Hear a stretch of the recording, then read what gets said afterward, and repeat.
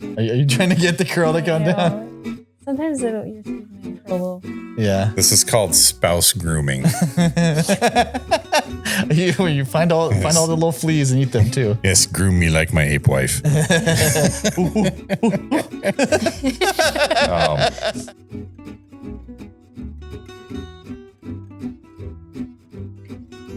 Is Pig Latin also a romance language? Oink, oink, oink, oink. God. If a ooh ye aunt way. God, I had this kid. Yeah, nice. In my, all went to middle school, high school with him, and he genuinely could speak like Pig Latin, and it was weird, but it was adorable. It's like fluent Pig Latin. Yeah, Right. yeah. It's not hard because you're replacing what already know with those What was the confidence? I'm like, sure. It's like a short circuit 2, where he's like ore back a, or I forgot what he says, like go around behind me, like is what you're trying to say. And and Johnny Five's like, what are you talking? Parlez-vous français? Hablo español? Like, he's trying to figure out what he's saying is the one language he didn't know. Like, it was Pig Latin. Yeah, Pig Latin. Yeah. That's adorable. I forgot about that. But then part. he got axed almost to death, so that was very sad. As a young kid, like watching Short that Circuit? scene, yeah, and then watching that Johnny scene. Five, sorry. Johnny Five, yeah. I remember very little of that film. Just it is battery acid. You are not knowing your fluids. Yeah, right. Was that brake fluid or lighter fluid? It's like, you, sir, do not know your fluids. This is battery fluid. He's dying. He's bleeding to death. Yeah. Which, man, both of those movies are really good. If you said you have watched them both, it's just not in a while. Yeah, I've seen It's been a while, Short probably. Circuit 1 many times, and Yes. Short Circuit 2 I saw one time. Yeah. Definitely, like, they're such good films. They were true 80s or like early 90s. Okay. True 80s. True 80s films. As opposed to, like proximal 80s. Or, Yeah, like the cusp of 80s. It's like, Yeah. well, I'm a millennial, but I could also be a Gen X. Yeah. And I feel like because 80s is like a word to describe like the general like magical realm that happened like in the 80s. It was magical, You yes. know, yeah. A lot of stuff floating around in the 80s. But lots of people did lines of fairy dust. yeah. That's what they called it. Tinkerbell was really having a good decade. They all believe in me. They can see me too. Pixie dust. Yeah. Angel dust. Ugh. That's PCP though, I think, right? Yeah, I think so. Oh, okay. I don't know my drugs. I'm sorry, guys. You, sir, are not knowing your drugs. That is angel dust. He's getting stoned off his ass. Ben Fisher, a white guy doing an Indian guy. Yeah. Man, that movie had a lot of things wrong with it, but a lot of things right with it Right. too. Yeah. And the fact that it's what's her face from The Breakfast Club, like playing like the most lighthearted, like Cinderella or Snow White like character. Yeah. Ali Sheedy. That's who. Is that her name? Sheedy, yeah. Oh, okay. In the first one, yeah. Also, wasn't she in the second one No. too? Oh, Okay. It was They were on vacation. Sandy Benettoni. No, they went from Montana. They were living in Montana on that farm, and it's like, oh, Johnny Five needs some more like input, so they sent him to the city so he can learn more and stuff of that. Oh. And then Ben Javeri, the Indian guy, is like, no, it's very boring out there. You won't learn anything. I feel like I'm out of place in the city. And he's like, city? You didn't tell me I was in a city. And then he goes out. I love how immediately like into Johnny Five's voice Oh my you go. God.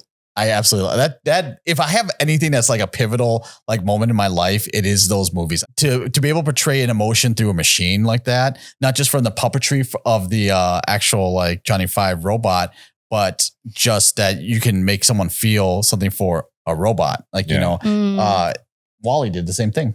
Oh my God. Wall-E Yeah. is another good example of that. Yeah. It was kind of genius though in the 80s to put eyebrows on the robot. It gave it so much more range of expression. Yes. Right. But they're really just like blast shields, like for his eyes. They're covers for his eyes. But it counts. It's personality, Mario. Yep, it is for no. I'm totally agreeing. But like that there's a practical element to it as well. Yeah. Somebody thought about the practical, right? Yeah. Especially as somebody that's a fan of like Macross, plus like how the transformation, like makes sense. It makes sense. Like when coming from an airplane too. So do Transformers do those transformations make They did back in the day, like not the movies. The movies, like it's just like well, pieces come together and like now I've got a truck. Like, Michael Bay was all for the aesthetic. It looks cool. Don't make me wrong. Like the idea of like thousands of moving pieces to like form the robot. There were problems in those with conservation of mass. I'm sure you're not going to turn like a 1.5 pound boombox into a like 50-foot robot that is like cracking the streets as it walks. Yeah. There's a mass. Not with that attitude. But as you can see today, we are wearing all kinds of costumes today because we got bored with our regular, outfits. We had to change it up. What do you mean? This is how I regularly dress. Yes, because if we go back into the archives, we'll see that you've always had that hat. No, that's my podcast outfit. I'm casually dressed now. Yeah, I just had to wear like clothes for the podcast, not my normal wear, guys. This is how I go to work, actually. I mean, I don't think they could stop you. They could stop me. Good thing. Is there? We're just saying a dress policy that you can't wear fanciful hats. Are you client facing? No, but there are enough people above me who'd be like, yeah, they kind of want you to stop. Yeah, I actually think we're not allowed to wear hats in our dress code. You're right. That's yeah. We can't have colorful hair. I can't wear this hat just because it's a gang symbol. Yeah, God damn it, Oscar. I almost got you. Yeah, you did. Because I didn't know what you were going to say, but I didn't think it was going to be that. Yep. But yeah, we're getting closer to Halloween, so we want to celebrate a little bit by dressing up and Happy Halloween. Happy Halloween in a few days. Yeah. We're going to release this the day ahead of that. So before that happens, 27th or whatever. Yeah.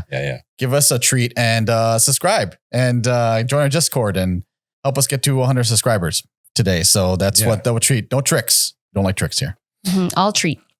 Mm-hmm. Yeah. Tricks are for kids anyway. Yeah. So said the rabbit. Kids. With it being Halloween. So one of my favorite parts about Halloween is because it is spooky season. I do love watching scary movies. And I know one of our topics today is suspense, terror, horror, all that stuff.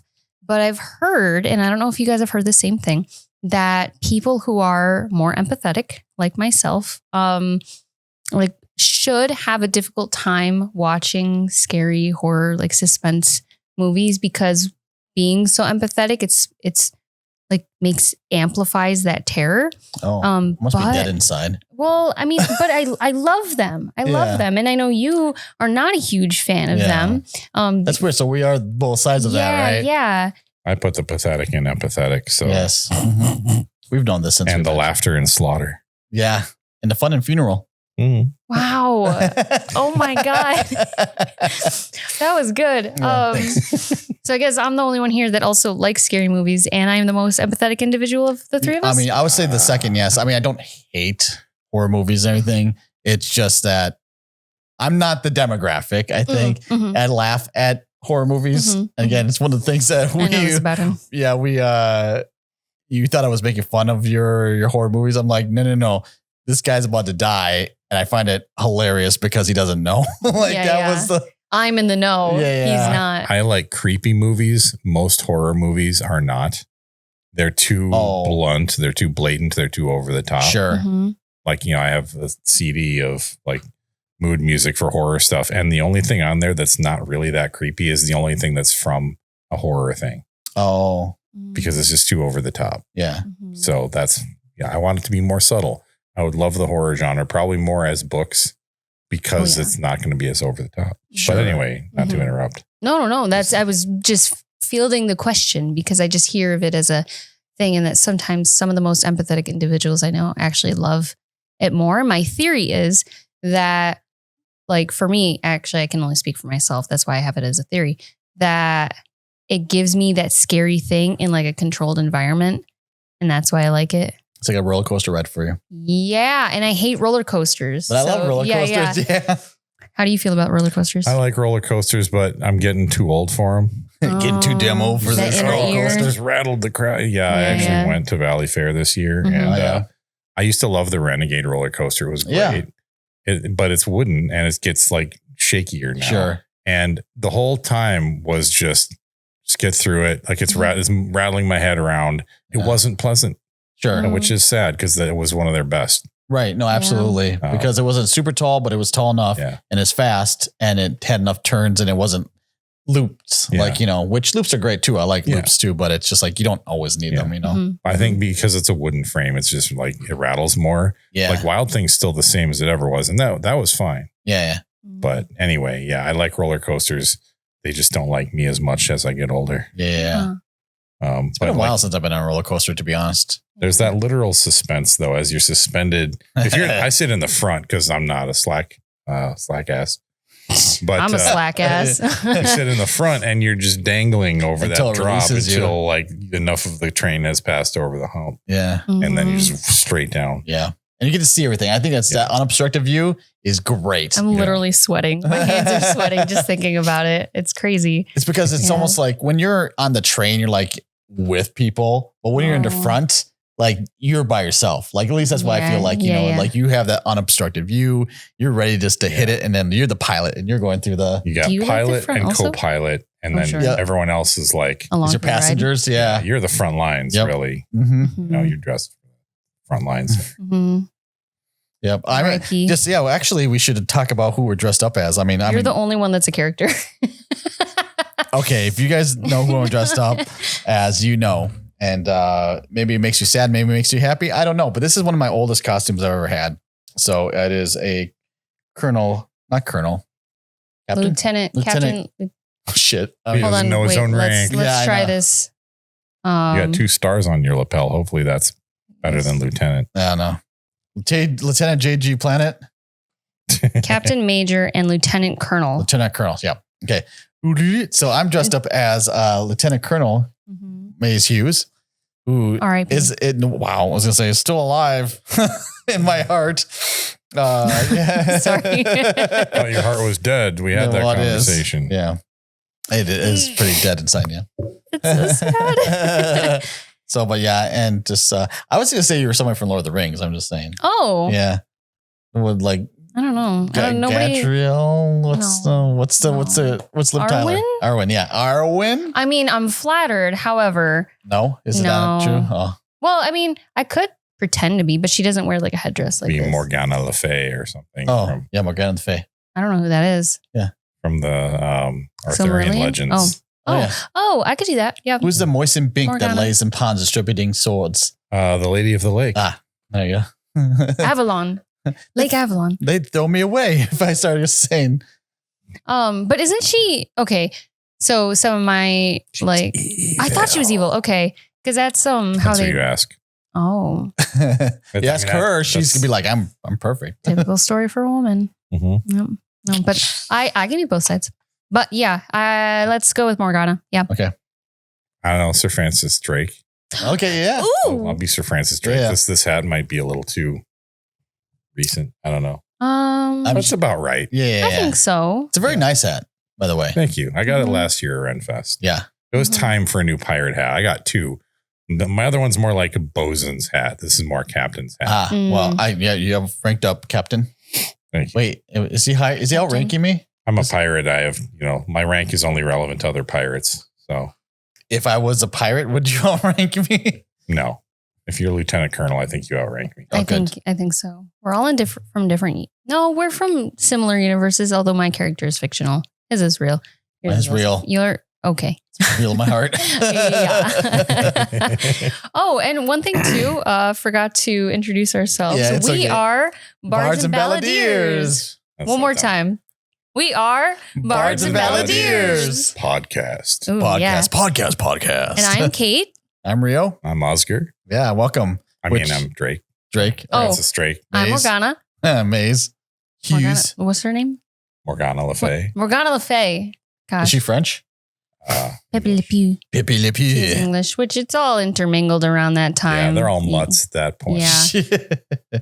Now Pepe Le Pew is Yeah, pure I can't French. argue. Even my regular Katie is a mutt, but let me say, A regular beautiful Katie mutt. is a hybrid. You're a homunculus? I'm going to have to take you Oh, out no. now. Oh no. Yeah. Made out of blood. Yeah. But yes, today's episode in the era of Halloween Yes. is about suspense, foreshadow, terror, and horror. So not necessarily just scary movies, but just all things in those Yeah. genres and how they relate to story. Yeah, it's not even about the genre of horror, just creating suspense and foreshadowing and terror or horror, creating those feelings and stories. A lot of it happens in horror for sure, because that's the whole kind of, because you go again. It's in the name. Yeah. Horror. Yeah. Or choreographer. Choreographer. Horror scares me. Horoscope. Yes. Those are very also scary. The people who follow them and actually believe in them. No, that's how you browse for which horror you want. Sorry. I told you come up with a new word. I'm going to find a definition like that. Is that going to go in your... Oh. Is anybody still watching? I said that last week. Yeah. No, this is good. Yeah.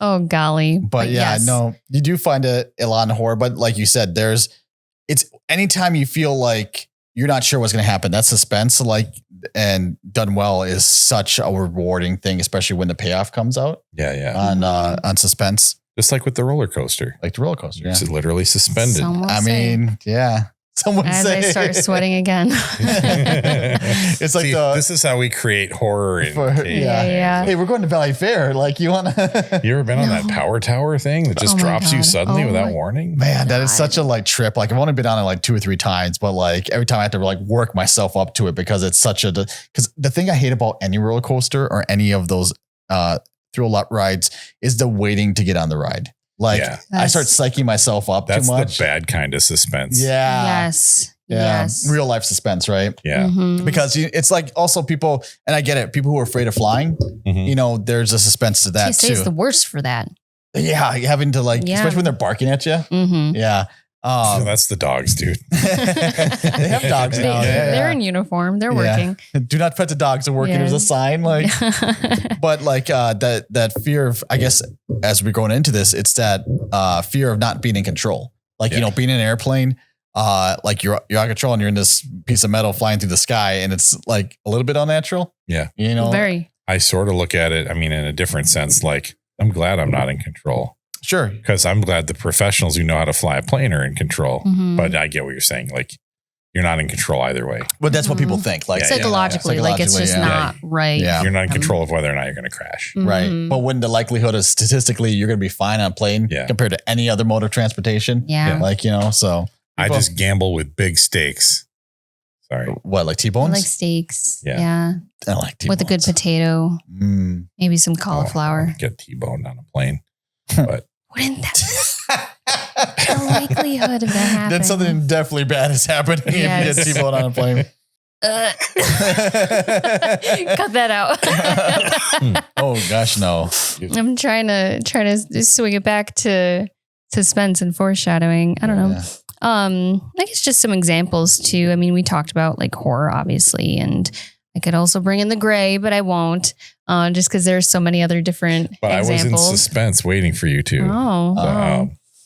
No, I like suspense. I'm just like, again, with the roller coaster, it's the anticipation, right? Yes. You're projecting something into the future, like that fear, you know, like what's going to happen? You know, am I going to plummet to my death, or is it going to be a wonderful ride? The what ifs. Yeah. And so it's that situation that kind of sets up possibilities for the future, not all of which are rosy. So that's fair. Yeah. A big part of what suspense really is. Right.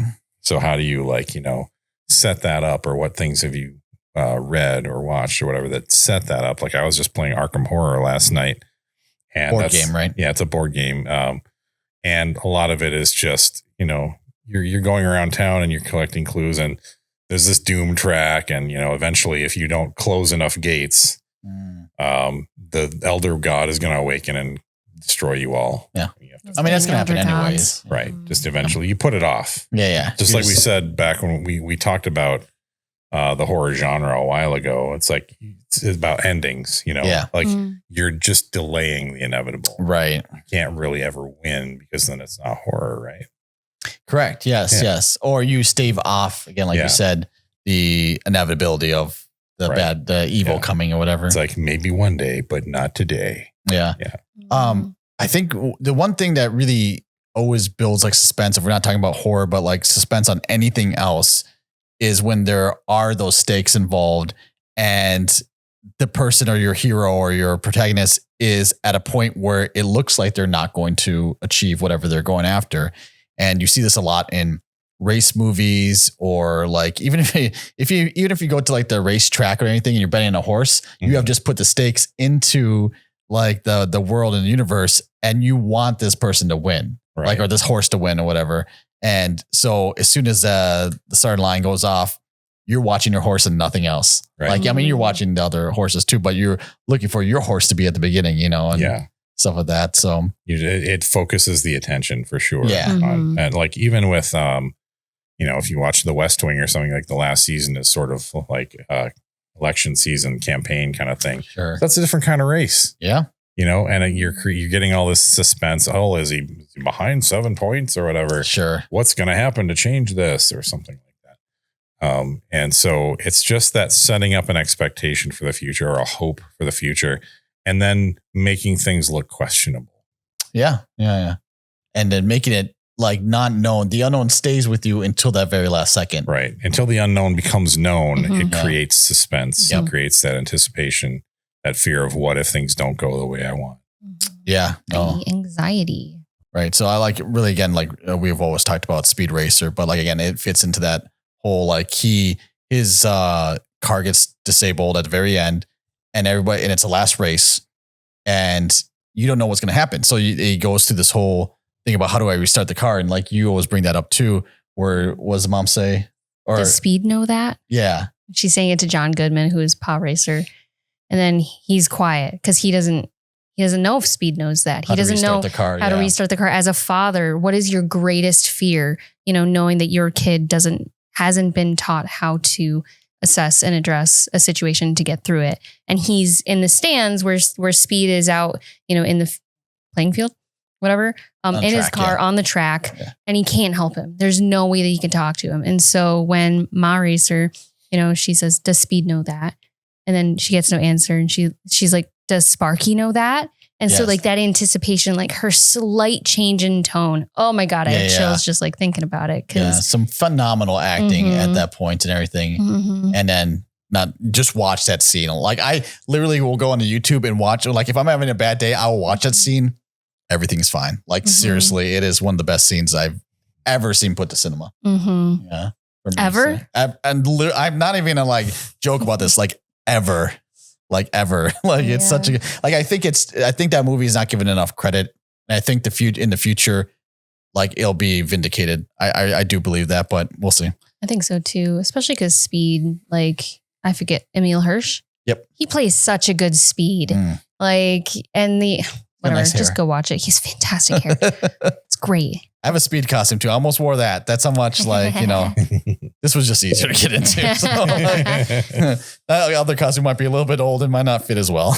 But I also think that playing off of that idea, Speed Racer, why there is such like suspense in that final race is because the entire movie, you're learning why Speed needs to do what he's doing, because he's being authentic to himself.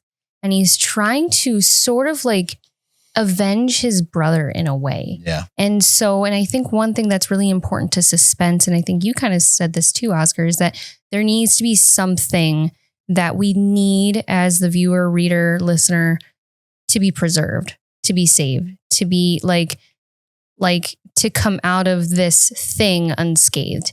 And I think that's common in like all suspense, like in all horror, like in a lot of horror movies, usually you have like some kind of heroine that we want to like protect in some way. And that's one reason why like we'll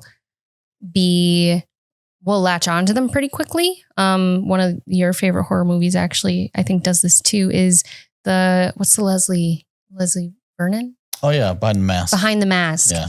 That one does it too. I don't want to give too many spoilers for that. Yeah, we talked about it before, but definitely another great example of like main heroine that, you know, we see multiple vulnerable sides of her. And then when stuff hits the fan, we need her to get through it. We need her to be able to survive. Now, I have a thought on one thing that tends to be used to help create suspense. You can tell me if this applies because I haven't seen any of those. Sure. Is you need the stakes to be high, but you need there to be no safety net. Yes. So like if things don't go well, there's catastrophic results in whatever the context is, whether it's Happy Gilmore or It depends on what you consider catastrophic, but for their world, catastrophic. Like contextually catastrophic. Yeah. Like some really bad outcome, like, like mom loses her house or whatever. Sure. Or in this case, I don't. You guys could fill in for those. Like films. Speed doesn't win the race, and he doesn't avenge his brother. He doesn't let the bad guy wins. authenticity. Like conquer. Bad guy. I also think in both of your stories, actually, in yours with Kamani, if he doesn't escape without like spoiling too much, there is a very catastrophic thing that will happen to him. And I know a couple weeks back we were talking about Koya when she's hiding, right? Like the stakes of that scene are she gets found and I assume killed in some Like once she's away from help, the safety net's gone, and that amps up the suspense. Right. Also, like if they get to the harbor, like these few ships, there's no more safety net for them either. Like if once people can't escape the outcome, you need the outcome to be good, or there's catastrophe. Yeah. And you see that in a lot of, basically with that, whatever that final contest is, or the final conflict. Yeah. It's all or nothing. Like, so that amps up the stakes, even with literal gambling movies, casino type stuff. If the stakes are so high and there's no way out, if you lose, then that, it almost artificially amps up the suspense, but it's really just a function of like the stakes are, it's all or nothing now. It's kind of like, in the like Russian roulette scene where it's just like, now there's a high stakes game. Yeah, right. Where because it's like, and it's every click is closer to the inevitable shot, especially for the 6-shooter, right? Right. And so that suspense, like, and you know what they do this kind of not Russian roulette, but you ever see John Q? Sorry to ask. Denzel Washington. It's a little bit of like a commentary on the U.S. health system and everything. But he can't get the transplant his son needs. I think he needs like a heart transplant, and they can't get a donor, and they're going through the system and everybody. So he basically like busts into the doctor's, the operating room, forces these people to do the operation. And he says, take my heart because I'm a donor for my son, and like, just do it and everything. And he's got his gun, and he finally convinces the doctor to do it. And he takes the gun and he puts it to his temple, and he clicks, but the safety was on, and like, but he was willing to do it. Yeah. Like it is such a like powerful scene. The movie itself is kind of whatever, but that scene alone. Yeah. And Denzel. Yeah. And Denzel. Yeah. I mean, Denzel's perfect, whatever he does, but that idea of like the anticipation of like what's going to happen. And you're building to that point where he would have done it. And even when he does it, it's like, it's almost like being shocked. Like it's almost being like, you hit that anticipation moment and it happens. And then like, you didn't get the payoff and you're stuck there, you're focusing on that moment that should have happened, Yeah. See this. And this is another thing I would like side note, a movie or show or whatever doesn't have to be good, like completely like good to have great scenes in it. Sure. So for example, Lost. What is this show I've never heard about? Yeah. There's a point where, like, the guy's got a gun to another guy's head, and like the guy who's like being threatened has done a lot of bad. Yeah. It's like, you're not going to shoot me any more than I was going to click. Dude, that's pulled great. the trigger. Yeah. Like, it's not loaded.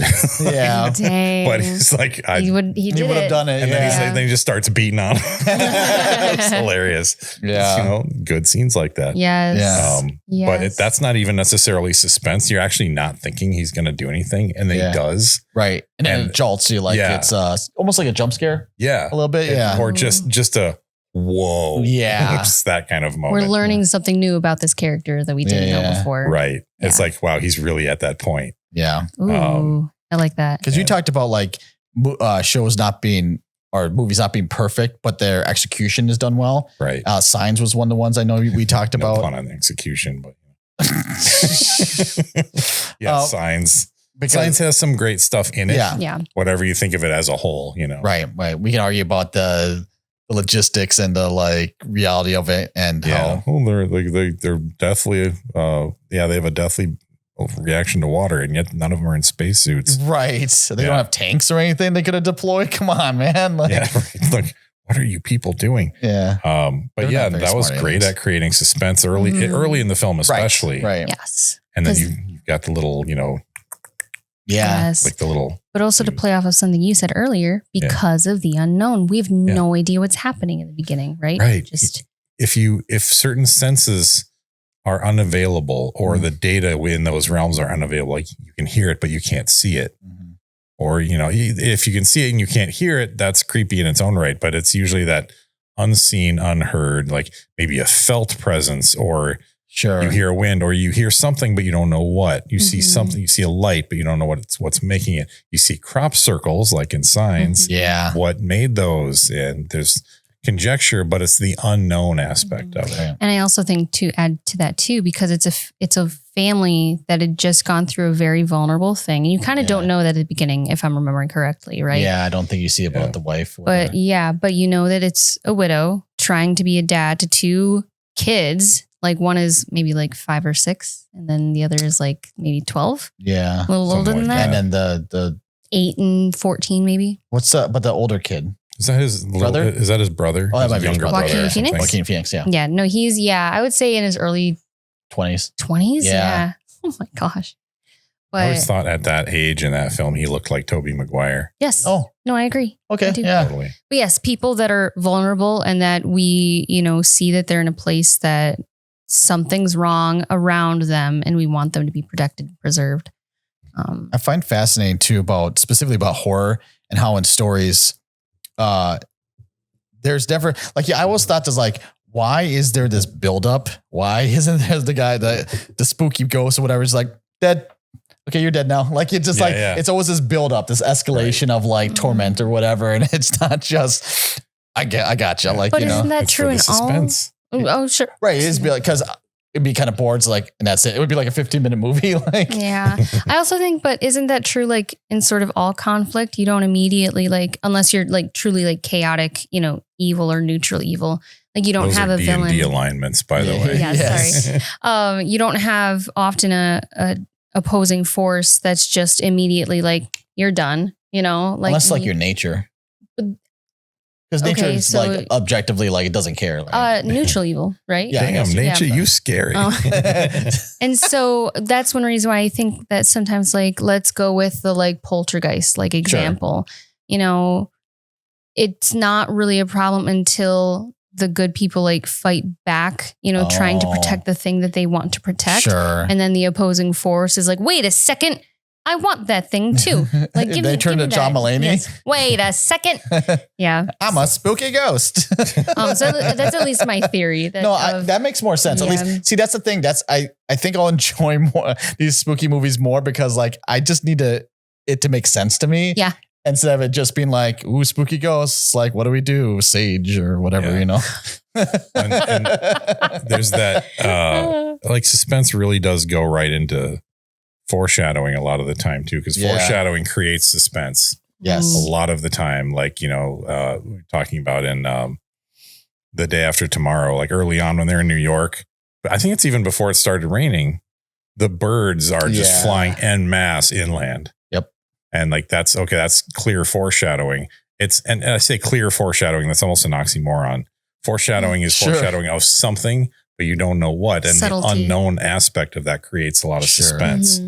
What does this mean? Right. I think you mean clearly a foreshadowing, but we don't know a foreshadowing of what. So, Exactly. Yeah. But it's funny, foreshadowing, technically foreshadowing is one of those words like consequences where it can mean something positive or negative. Right. But the connotation is negative. So, there could be foreshadowing that, so-and-so is going to do really well. But that we don't think of that as foreshadowing. Sure. Because it doesn't create a sense of trepidation or dread. Impending doom. Right. Yeah. It's like criticism. Same idea. It's just you can take criticism positively. Yeah, it can be positive, constructive criticism, but it's negative. It says criticism. Yeah, no.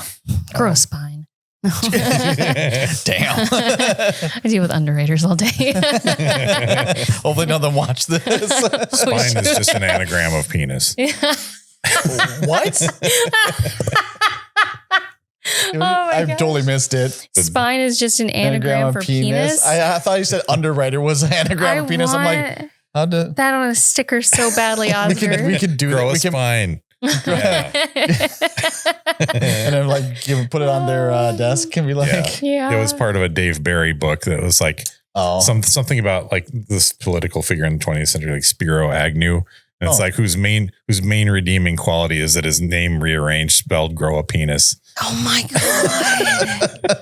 Sorry, anyway, that's totally. Oh my God. I love that. That's like the antithesis to like Voldemort, by the way. Grow a Like, nose? Is that like? Oh no, my gosh. Man, but going back to the day after tomorrow, I actually love that you bring in that like disaster film, like entire genre, which I think is like we were saying, like when the what ifs of like the fear of the unknown becomes so catastrophic. Like I think there was like I guess the age of disaster films wasn't just like the 2010s. I guess they've been happening since like culminated 80s. in 2012. I mean, Even Twister. like 50s. Yeah. Even Independence Day, I would say too. Oh yeah. Yeah. I was thinking like the birds, but that's I guess like just Birdemic. Birds probably counts. It's I not think like so.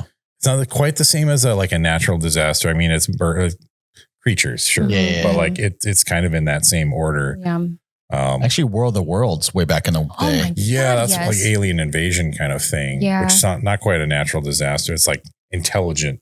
But here's the thing, is that when that radio play was put on, there were people going to the hills ready to fight the aliens. They thought it was real, like Blair Witch Project. Yeah. Yes. I give them more credit on the War of the Worlds because I felt like didn't know better. Yeah, they just broadcast it over the radio. You didn't have to go to a movie theater. Yeah. And watch it. Mm-hmm. It's crazy because it wasn't until like, I think like an hour in that they had to start saying, this is a production. This is not real. Right. You know, but they just did it because they thought it'd be kind of cool little thing, you know? And I guess for the rightly so. And I almost feel like the difference is between like going to, like you said, Blair Witch, like there's consent in purchasing, you know, a ticket to go see this movie, whereas versus the radio show, like you were just it was just broadcast. Like there was no like opting in to listening to something that's a production, like you said. You tune in, you think you might be listening to a public service emergency announcement or whatever. Yeah. It's like, no, it's a radio show. Yeah. Right. I mean, the production was great back then. You know, they had like noises and sounds. Yeah, and they like, had their Foley guys in the back. Yeah. Foleying paper. Into a swan. But the sound it made, no. Sounds like a gunshot. Man, but yeah, that and the fact that they like remade it like into a movie too with twice, I think. Oh, really? Yeah. Oh, I just know the Tom Cruise one. Yeah. That was the more recent one. Oh, okay. Is there a black and white one? There was, yeah. With models and miniatures. Whoa. And that's why the Evil Dead trilogy did the whole Klaatu Verata. Oh no! That's from War of the Worlds. Is it really? Klaatu Verata Nikto is a phrase that they needed to say to get talk to the aliens, like get them to stop, whatever. From War of the Worlds. It wasn't the bacteria. Was that the new one? I don't know how. I haven't seen the new one. Okay, the old one and also I believe the actual book was, Klaatu Verata Nikto. He has to say, they have to say this phrase, but what's the guy who gets wounded? Must be a completely different movie. I would just say must have taken liberties of the other one, because in the Tom Cruise one, it was like the aliens were like buried in the ground for like thousands, 100,000 years. Okay. And then they just reactivated when they needed them or whatever. Yeah, I think that was very different. Yeah. And then they came up through the ground, but the aliens weren't, they eventually die because they're not used to the bacteria and the like microbes that were there then versus when they were first buried in the ground. So they're like, river water. Yeah. Can I get some distilled? It's making me thirsty. Yeah. Sparkling, please. Yeah, that's what really killed. I was like, effervescence. Sparkling cooties. But yes, disaster films, like a whole different level of it's not real, but what if it did happen? You know, and I think that's a great Day After Tomorrow, actually, I think is one of my favorite. One of the first disaster films that I watched, other than War of the Worlds. It's funny you mentioned that one. Or Independence Day. Oh my gosh. Twister. I actually didn't watch Twister until the last 4 or 5 years or so. Yeah. It's fantastic. Yeah. I always think it's funny that they feel the need, the weather isn't enough of an antagonist. So you have to have the evil meteorologist. Right. To be that, to assist to we're just trying to save people's lives by making, us be able to detect these quicker. Yeah. And that's sort of a class warfare thing. It's like he's got all the tech and none of the instincts that they said early on. Like all of this is no substitute for talent. It's like, yeah, it does matter though, doesn't it? Yeah, a little bit. Right? Yeah. But yeah, like the disaster films. I think San Andreas is another one where Never seen it. You're Me either. But Oh, okay. Yeah, it's an earthquake based. I was gonna say enough about San it, Andreas right? Fault, that makes It's The Rock. But I think there's some early on stuff like, hey, we're registering a little seismic activity. It's not just, hey, there's an earthquake. You've got to foreshadow it a little bit with like, we're seeing some warning signs, something's happening. With earthquakes, there's not usually quite as much warning, although we do have the technology for some of it. Mm-hmm. But the foreshadowing is still something that you want to build. Like you want to build the suspense. You want the foreshadowing. Hey, something's going to be bad. Even if it's just, you pop in on a class and it's a seismology thing, and they're talking about, it's conjectured that, sometime in the next 20 years, there will be a catastrophic earthquake. It's like, this film's called San Andreas. I wonder if that's some foreshadowing there. And then it's like they pull the professor out or something, I don't even remember how all that went, but there's always stuff like that where you're like, that's going to be important. Mm-hmm. And usually when they don't believe the experts, right? Like that's always the funny part to me. Just like, you gotta stop. You gotta do this right now and everything. It's like, that's going to cost us too much money, or something. It's very realistic. Yeah. Well, too realistic. We'll find out in a few dozen years, Mm-hmm. And also like alien invasion films too. Like you said, Independence Day, Battle LA. I guess like The Core and like Contact, those are like different. They're not like alien-esque. They're more like, again, disaster films. But in what? The Core and like Contact. Oh, Contact. Yeah, very different there. Yeah. Mm-hmm. But definitely people suspense. are worried about it. Yeah, suspense. It's like where there's an unknown something wrong and you don't know what it is. You don't know the shape of it, but there's something wrong. Right. Which ties into that. I know a couple weeks back we talked about the Uncanny Valley. Mm-hmm. That's similar where like something's not right. I don't know what exactly it is. Yeah. That boy ain't right. It's nice. I was actually looking at the actual graph and it kind of showed a little bit more. It's like it's affinity and like likeliness or like likeness of a thing. So it's like it had a human on there and it had like stuffed animal and then it had like corpse and then it had zombie. Mm-hmm. So like that was one of the examples of the Uncanny Valley where.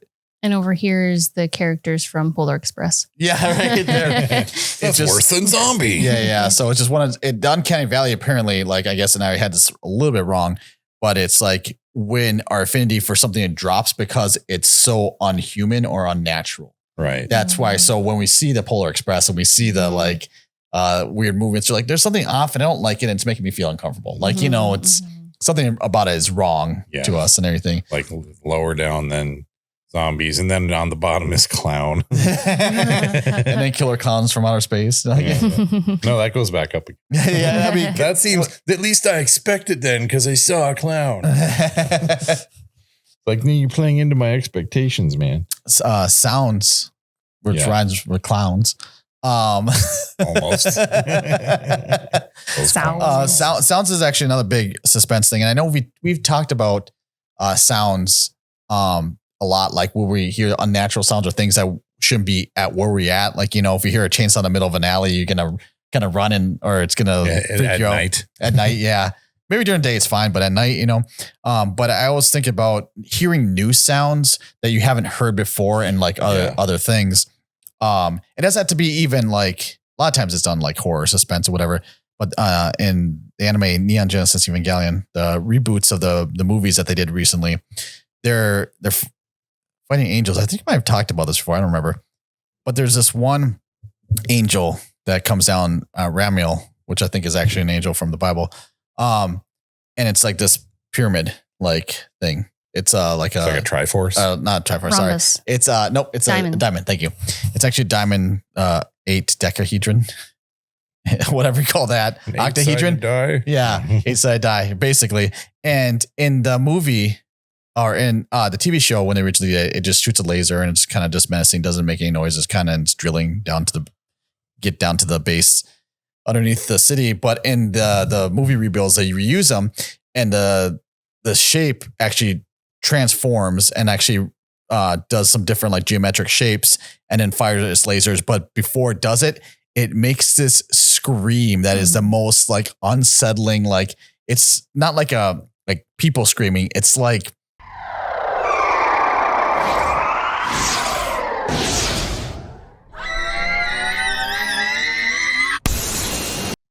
I can't even describe it because you just need to, maybe I'll just play it real quick. Inhuman whale. Yes. It's like a banshee whale. Like that is Nazgul. Oh, but even worse, man. Like I can hear it like clear as a bell right now. Like, and it's a buildup. It's like a pitch up as it like charges the laser. Mm-hmm. It's super cool. I'm going to put it in the, you know, it's funny, but in terms of text description, Tolkien's actually very good at that with the Nazgul. Oh, really? Where it's almost like you're describing right now, where they initially hear the sound in the woods in the Shire. But you don't see what's making it. Yeah. And it's like the Nazgul. I have a theory interesting. Because like, wasn't he in the trenches? And can you imagine being in trenches like in World War I, where you hear all of this chaos happening around you and you as just one little person in a dirt hole, like what your mind like will do to try to fill in the gaps of, is that coming towards me? Can I run? I can't run. Right. I'm stationed here.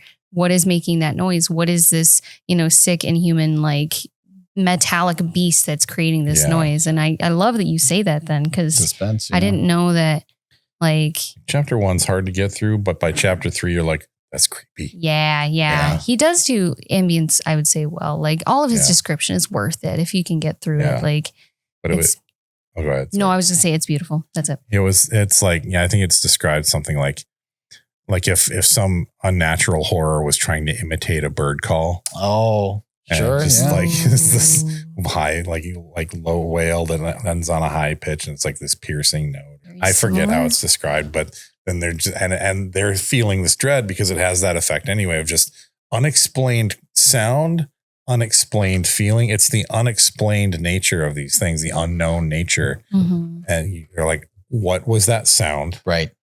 And why am I feeling that? Like, I feel this dread, and that's just part of its effect, not the sound, but the creature. I think it's instinctual, though. I think that's all just like our lizard brain trying to like get away from danger, But also being like they had been singing just before because it's Tolkien. Oh, they'd been singing. Everybody just sings. They'd been singing just before, and then they heard that. It's like, that was clearly a signal. We should all shut up. Yeah.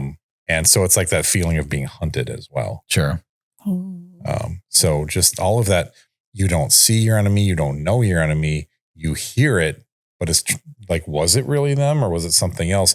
Feeling this dread and like, how far do we have still to go? Right. And so it's like, there's just this combination of factors making you feel this. It just ratchets up the suspense. There's this intense feeling of dread. It's like, oh, night's about to fall. Yeah. We used to feel safe in these woods, and now, no. Yeah. It's like when we go outside sometimes and we jokingly, like, if it's just a nice blue day and then we'll see just one cloud out there. And what do we say? It's a nope cloud. Yeah, it's a nope cloud. And it's like, you ever seen Nope, which I know you haven't. I'm not going to even ask anymore. I'm just going to assume that you haven't seen any movie. It's Jordan Peele, and it's his horror movie Nope. And I just recently found out that Nope stands for Not of Planet Earth. Okay. But there is a scene where Keke Palmer goes, nope. It's multiple times in the film too. Yeah. Because the main hero kid, he says it too. Oh yeah. And it's every time it's done though, it's perfect. Yeah. Yeah. Because like the phrase, like, you've heard it before, even before this movie, like noping out of a situation, like just nope. Nope. But no, I'm sorry. I like that you bring it up because it's a fantastic suspenseful movie. Because half the time you're not seeing the monster. Right. Yeah. Or it's like, because the first like inkling that they even know that something's wrong is that they record like, well, it starts at the very beginning that somebody gets killed because like metal is raining from the sky, and like a coin like enters one of somebody's brain and kills them. Just a quarter. It's a quarter. Mm-hmm. And they're like, what the crap is happening? Like, why? How does this have anything to do with anything? It was Magneto. So it was Magneto. Yeah. Michael Fassbender. Or Ian McKellen. Sir Ian McKellen. Sir. But so in the first time that anything is wrong is that they record the skies because they're trying to capture whatever this is because they believe there's something out in the sky and they don't see anything. But what they don't also see is this one cloud ever moving. Is this a static cloud, always the same, doesn't move. Right. So they're like, well, that's something, you know, how do we figure out what that is? It's and not whatever. normal. Yeah. There's something wrong about it. Yeah, We don't know what it is. Yeah. And it looks normal, but it's not. Yeah. I'm aware over time that it's really not. Mm-hmm. Yeah. And they do this wonderful thing too. And this is why I actually appreciate, like, I hate watching trailers all day because they give away too much. Yeah. You know, because they want to make sure that you get into it. And in the trailer, like, you start thinking about, oh, this is an aliens film. You know, this is about visitors from another planet. And you see the main character. He's walking through his stable because they raise horses for TV and movies. And then all of a sudden you see these aliens start coming from behind them and everything. And you're like, holy crap. Like, you know, it's like, okay, this is really spooky and everything. And when you actually see the scene, it does such a cool 180 on you that it like makes it like, again, because if you watch the trailer, you will have that suspense when you watch it. And then when you get to it, it just kind of takes a left turn and like it turns something else on in your brain. It's a Jordan Peele turn. Yeah. That's all I want to say. That's a good way of saying it. Yeah. Because I don't want to spoil it. Yeah. But highly recommended movie. Mm-hmm. Yeah. Because I mean, and I don't know if we've said this before, but I know I'm not the first person to say it, is that comedy and horror are hand in hand when it comes to like suspense and timing. I know I think you said that maybe last week, one of you, that timing and horror and comedy and tragedy in Shakespeare, like they both tend to start out the same way. Yes. It's just that tragedy then takes a serious tragic turn and the comedy just takes a comedic lighthearted turn. Yeah. Mm-hmm. Absurd. Yeah. Like with, Romeo and Juliet, he's like Shakespeare saw that kind of love, like romantic love, to be folly, foolhardy. Oh, sure. And so you see it begin and it's like, Romeo and Juliet at first could just be a comedy. And with the way they interact. Yeah. Yeah. And then it goes serious and dark. But people actually die. Yeah. Well, fake people. The thing that I like too, when talking about video games and how they create suspense, there's two things. There's one thing where you are in control of everything that happens to that character. Like when you watch a movie, it's just like, what's going to happen? Like, no, when you're in control, it's like, what am I going to do? It's very much a different like feeling, but there's games like Metroid and other games like it, where at the end of every Metroid game, it's one of those things that they're like, once you create a genre, you get to control the tropes. So at the end of like, the first Metroid game, there's a timer and you have to get out because the place is self-destructing. Right. I remember that. Yeah. Right. And that's really cool. It's like, what? I'm not over. I just beat the last boss. What do you mean I had to get out of here? Like, so it's just like, oh shoot. Then you're trying to like, remember how to get out. And like, you don't get to like casually make your way through the game anymore or take the pace you want. You're working at their pace, and it's such a wonderful like feeling when you like, I remember playing one of the Metroids where like I got out with like 4 seconds left or something like that. Like, and I'm just like, oh my God. And then you're just going to put it down and you're just like, it's just like, yeah, woof. Now I just need a breather. Let's go for a walk or something, And then you're like, that was epic. Yeah. And then, you think about it later. Yeah. And then like, if you beat it like 50 times, you're like, no sweat. Like I know all the stuff. Like, I got plenty of time. I get that way with Mario Kart. Like I really do. Racing. Yeah. Racing. Yeah. Racing. Back to racing. Mm-hmm. I love Mario Kart. I do too. I really do. Yeah. So many fond memories of destroying people in Mario Kart. Although not when we played our niece, we thought we were good. Like we were playing like a lot during the pandemic. Yeah. And we were just like, oh man, we got all gold stars on all the races, or 3-star on all the races. Like we're amazing and everything. And we go play against my niece and she just schooled us. Like I was like, how dare you? Like I'm a fucking rookie. Oh, excuse me. I'm a ducking rookie. Like I'm a ducking rookie. Yeah. Man, but yeah, video games definitely because like you said, we're in control of that character. When they use that soundtrack too. That's true. Yeah. That's true. Like in Mario Kart, the last lap is like a 2 times speed version of the same song that's been playing the whole time, but it amplifies the intensity. And with, I don't know, in Metroid, I'm sure the sound of the timer Is that an element? Oh yeah, to it? there's, but they actually, I can hear the music like diddle diddle diddle diddle diddle diddle, like it's this very fast paced, like song. And again, music plays into suspense, a quick song. Well, like Final Fantasy battle music. Oh right? yeah. Like the same thing. The cadence of each song is like just very like intense and driving. Yeah. There's no like stopping usually. Yeah. Which is also impressive too, because it's a looping song. Yeah. Like, they will continue to going as long as you're doing this stuff. And didn't you just share that Mega Man one too? Yeah. I shared like a breakdown of the Mega Man theme, like the soundtrack for that. And it's actually, interesting when you break it down. It's like very complex and atypical. But yeah, I mean, that's a game with a lot of suspense as well. Also, if you played PlayStation 1 or so, like that medieval game. Yes. It's like a fall Halloween kind of themed thing. I'm pretty sure the same people who did Ghosts and Goblins did that game. I have no idea. It's a Capcom, isn't it? I don't remember. Oh, I have to look. I'm going to be playing it again like this season probably because it's, it's a fall thing. Yeah. But there's plenty of stuff in there with like a lot of suspense. And we're like, you could fall down this black pit and die. What are you playing? Do you actually have a PlayStation 1 that works? I have a PlayStation 2 that plays PlayStation 1 games. Yep. Oh, nice. Yep. And yes, it works. Nice. Wow. I have, there's an old Gauntlet game I've got on. Yes. Yeah, Gauntlet, like Dark Legacy, I think. Isn't that the one that was on the arcade consoles for a while?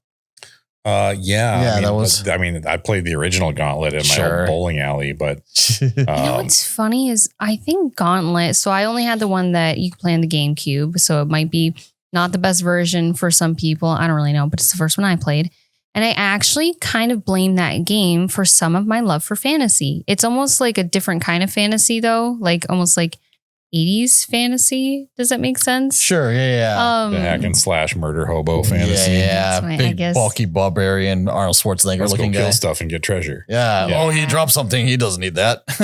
Needs food badly. Yeah. But how it was just so, I don't know, when we were talking about inspiration a couple weeks back, like I guess I could have used that one too. Inspiration from like games, Yeah. That's a good. Yeah, I still have it. Do you really? Yeah. Oh yeah. Which one? Dark Legacy. Oh, gotcha. Yeah. Oh shoot. More video games. With suspense.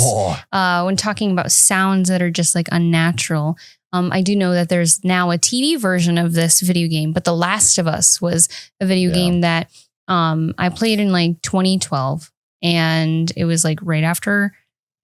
Sorry, guys. It was right after high school. It was like my summer of graduating high school. How old are you? Was that before COVID or after? Pre-C. And I just remember, like, I'm not great at like controller like video games, and this is a shooting game, and I died. Not as much, like not enough to make me like quit, but I just loved the story and the ambience of the world so much. And there was the way that the zombies work in this game it's based off of like a cordyceps, like parasite, like infestation in the body.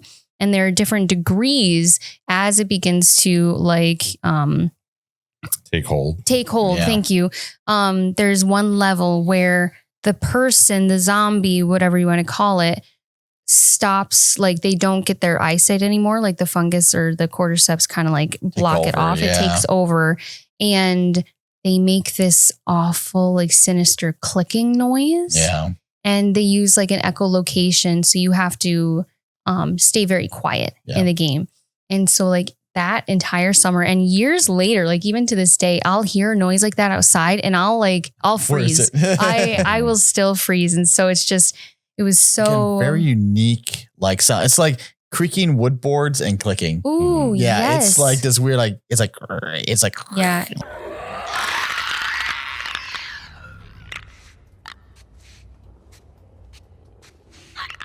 And I think it's people making those noises. Sure, yeah.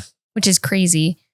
The sense of suspense that's created and that dread. It's all about fear, really. It's creating fear. And fear is always about the future. You know, like you're not, even if you're assaulted right now, you might be in pain, but you're not afraid, except that you're afraid of what might happen next, even in the next half second, but fear is always about some point in the future. Right. Like false experience appearing real is a cool acronym for fear.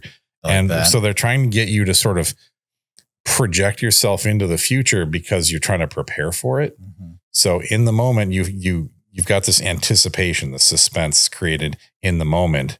And then you're like, okay, it creates this fear for the future. So then you try to prepare for the future. And then your mind is like, you're just drowning in, you're obsessed with that future, like that outcome, what might happen. Right. And you just can't stop thinking about it because it's a survival instinct. Mhm. Absolutely. Like what might happen? How do I need to prepare for it? And you can just freak yourself out. And that's why people read horror a lot of the time. It's that they like it's anything that makes you feel something strongly, whether it's romance or humor or horror. Mystery also creates a lot of suspense. Like that genre is one about suspense. Yeah. Mhm. And I think that's why Blair Witch Project, going back to that, was so successful, was that the whole thing, you don't ever see who's after you. You've just got supposition. Yeah. Is this real? Is it not? You know, let's swear about it. And you know, then you've just got this infighting and these weird unexplained phenomena. Like that's a big part of it. And you know, it's funny how many people thought that was real. Right. Even though they paid to get a ticket to go to the theater and see this. Right. Oh, it's recovered footage. Like, you know, like they would never, if that was true recovered footage, they would never release that. It would be evidence. Yeah. It would. Not in that time, you know, Right. this day and age, they might. Right, Instagram but- and whatnot. It'll find its way on the internet. Right. It was more so like if something that gruesome or somebody died, they would not be making a movie or profit off of it. Yeah. Like, no, like that would just be uncouth, I'll say. But anytime there's like unexplained sounds or sights or happenings and phenomena, the unexplained nature, you project your mind into like, what could be explaining that? Yeah. Because you're trying to prepare for what might be a threat, but you don't know what the threat is. Yeah. So you're trying to prepare for all possible threats. Right. Right. And that's what creates that sense of dread and horror and anxiety. And that's why it's so effective. If, you know, I mentioned that Bill Burr thing of like why I would buy a 22. It's like, well, it's dark, you know, and if once you fire your gun, now all you hear is boo, because now you can't hear. With a 22, you can still kind of hear. But if your senses are taken out, every phenomenon is unexplained. True. And so that's why it's kind of a strategic tactic to not be seen, not be directly heard. It's like, you know, maybe signals or some kind of sound that communicates something to somebody, but mostly for you, you don't know what you're hearing. Right. Any kind of phenomena, like as the more covert you are, the more fear you create in your prey, which is why it works so well for Predator to be invisible. Sure. And Batman. Yeah, no, absolutely. The theater, you know, that or theatrical. Oh, I can hear Liam Neeson, you know, saying it. I don't remember what it is, but anywho, yes, using that Ra's al unknown Ghul? tier. Yeah. Yeah. Racial Ghul? Is that his name? Is that Ra's al Ghul? Somebody tell us which one's correct. Yeah. But yes, to use that, you know, the unknown, like as the, I guess, villain, as the person trying, like you said, Predator. Yeah. Using that to their advantage. Alien, also, I think the xenomorphs, like when they hide so perfectly in the darkness. Well, it's also because they create their nest, right? And then they fit into those like things and like their body. It's like when you put on the green and brown like makeup and you can hide in the woods better because like, you know, camouflage. Yeah. That's the word. But like even to your point, when they first did the first Aliens movie, and they did the scene with the whole chest burster coming out and everything. One, it's again these new novel things that we've never seen before. So when you went to the theater and saw it the first time, like, holy crap, like what is going on? Like, you know, unknown. But even for the actors, they didn't know what was going to happen. Like the director told them, Ridley Scott said, just react to this. Something's going to happen. React to this, you know? Right. And how evil. Yeah, and when it got the reaction, and like you watch that scene, and you can tell like there's one girl who I believe she needed to change some underwear. So like, you know, there's true terror. Like, you know, you can tell like that's again having good actors. Yeah, you can tell like if they're really good, they can just emulate any of those feelings or emotions.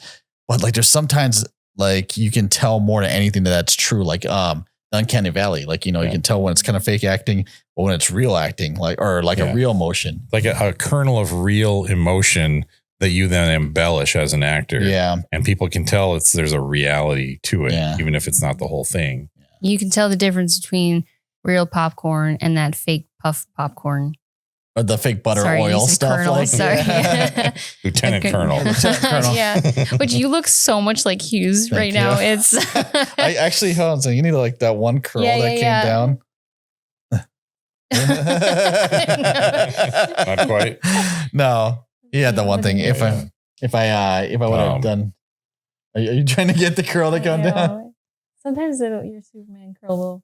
Yeah. This is called spouse grooming. you find all the little fleas and eat them too. Yes, groom me like my ape wife.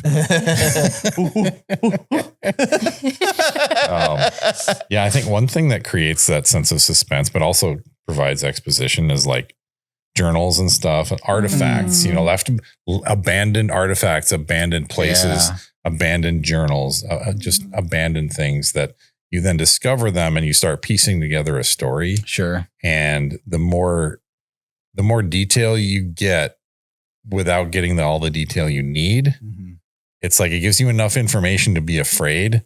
Sure. And then just stops. It's like, okay, well, we don't know what's going to happen now. But you can find these, dusty old journal. What happened to the people who wrote this? Sure. Yeah. It's sort of like in Cabin in the Woods, that whole basement full of artifacts. I love that. Yeah. They're Yeah. betting. That's the best part. Is that we're like, which one? Oh no, he got the cube or whatever. Yeah, it's a great movie. Those are zombies. This is zombie redneck torture family. There's different species. Yeah, right. Wow, yeah. And the cool thing about that is those are two levels of Comedy horror. It's comedy horror, Yeah. but it's also horror of a horror trope of like horrors. Like it's just Horrorception. Horrorception. Horrors within a horror within a horror. No, but because it's like it's a play on the horror genre and all the different like possibilities, but it's also a horror because you don't know where they're going to go with it in that unknown reality, and then it becomes a horror because everything goes out of sync. Like the whole facility goes, rapid. Like, wow, honestly, like when they're all joking around in the control room, but the kind of the creepiest moments are when they're like what's at stake here. Like when they go serious, right? When they Yeah. just stop. Whoa, What is at stake? Yeah, yeah. And then spoilers. If you haven't seen it at this point, that's on you. But like they fail like at the end, and that's crazy too, because that was the highest stake. Right. But at that point, like if the point of the thing is the anticipation and the horror and everything, how that resolves isn't that important anymore. True. Because it's like you've already had the payoff. Yeah. And then how it resolves is like, it's kind of immaterial to the payoff. Yeah. And I get what you're saying. Yeah. like there's a couple ways to look at it, but Yeah. Only one right way though. yeah, that's my way. That's a competing conflict mode. But I feel like though, this is don't why bring that- it's part of why science fiction and horror was always one section at the video store back Yeah. when video stores were a thing. Yeah. Because Still are. science is like science asks all these questions and tries to answer them, and then horror is like, what about the unanswered questions? What about the things that you made happen by by even asking these questions? Right. Yeah. So it's the unknown. Science is about discovering the unknown, and horror is about when the unknown comes knocking. Right. Mhm. Absolutely. And again, we always write down like all these lists, and we have notes and everything. And I feel like we never even get to half of it because there is such expansive, and there's so much we can talk to about it. And We didn't even touch on music. yeah. Another time. Not that we haven't thought about it. We think about We it. do a It's little just- bit unexplained sounds. Yeah. Aphex That's true. Twin, Yeah, that stuff. That's true. Yeah. Yeah. Yeah. We'll have to do another episode, part 2. The The re-suspensening. suspensening. There you go. The re-horroring. Maybe I'll post a couple of tracks from my like horror disc on Discord. Yeah, that's Ooh, there smart. you go. Again, You a way to continue on the conversation, because like we'll talk about that. We should have like a section. I'll do it where it's just like bonus information on the episodes that we do. Oh, inspirational tidbits. Yeah, like yeah. things we pull inspiration from. Yeah, that would be good. But Yeah, yeah, and if you can think of anything else you want to hear in the Discord, you want accessible in there, accessible. accessible.